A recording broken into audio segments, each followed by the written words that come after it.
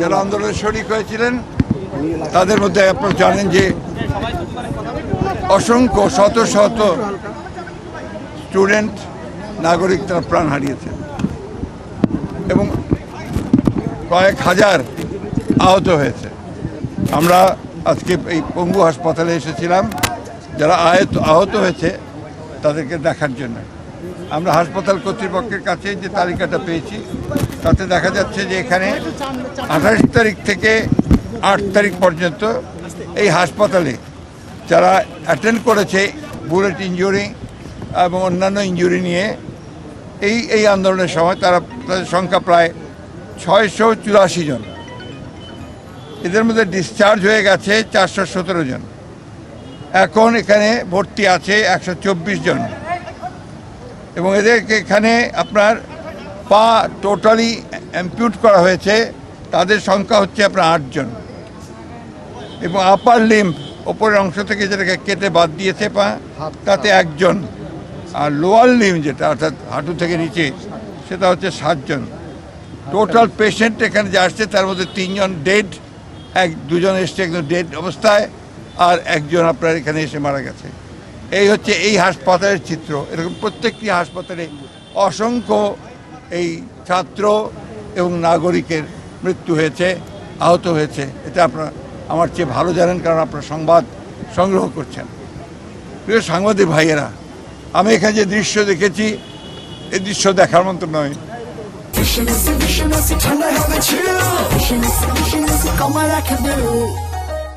ছোট ছোট ছেলে, একেবারে শিশু, তারা পর্যন্ত এখানে আছে বুলেট ইঞ্জুরি নিয়ে।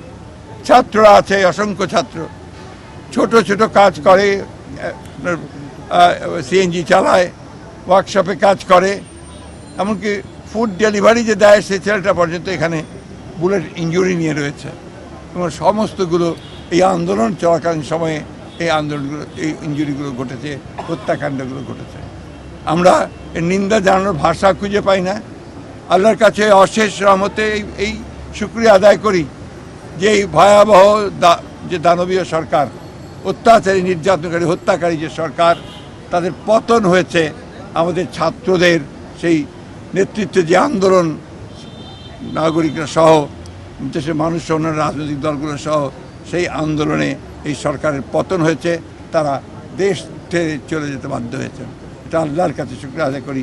আমি এই ছাত্র ওয়ারিয়র যোদ্ধা যারা আছে তাদেরকে আবারও স্যালুট এবং অভিবাদন জানাই। সেই সঙ্গে আমাদের রাজনৈতিক দলের নেতাকর্মীরা যারা আহত হয়েছেন, নিহত হয়েছেন, তাদের প্রতি আমি শ্রদ্ধা এবং আমার অনুভূতি জানাচ্ছি। আমরা আশা করি অতি অল্প সময়ের মধ্যে এরা অনেকে সেরে উঠবে, এদের আরও চিকিৎসা লাগবে। আমরা সব রকম সহযোগিতার কথা এখানে বলেছি। আমরা কর্তৃপক্ষের সঙ্গে কথা বলেছি, তাদের অনুরোধ করেছি আমাদেরকে যে সমস্ত তালিকাগুলো আমরা দেবে। আমাদের ড্যাব এখানে কাজ করছে, আমি দেখলাম ছাত্ররাও এখানে কাজ করছেন, তাদের ভলেন্টিয়ার্সরা।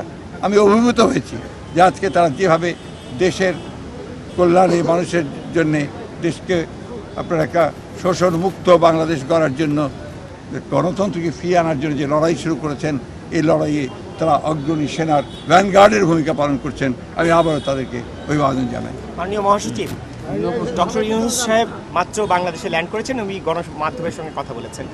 আপনারা জানেন যে অন্তর্বর্তী সরকারের প্রধান হিসেবে উনি দায়িত্ব নিতে যাচ্ছেন আর কি, এটাকে আপনারা কীভাবে দেখছেন? এবং উনি বলেছেন যে ইমিডিয়েটলি যে সহিংসতা হচ্ছে, লুটপাট হচ্ছে, এই নৈরাজ্য বন্ধ করার জন্য উনি বলেছেন যে আপনারা যদি আমাকে ভালোবাসেন, আমাকে দায়িত্ব দিয়েছেন, যদি মনে করেন আমি যদি দায়িত্ব পালন করতে চাই, তাহলে এই কাজটা ইমিডিয়েট করতে হবে।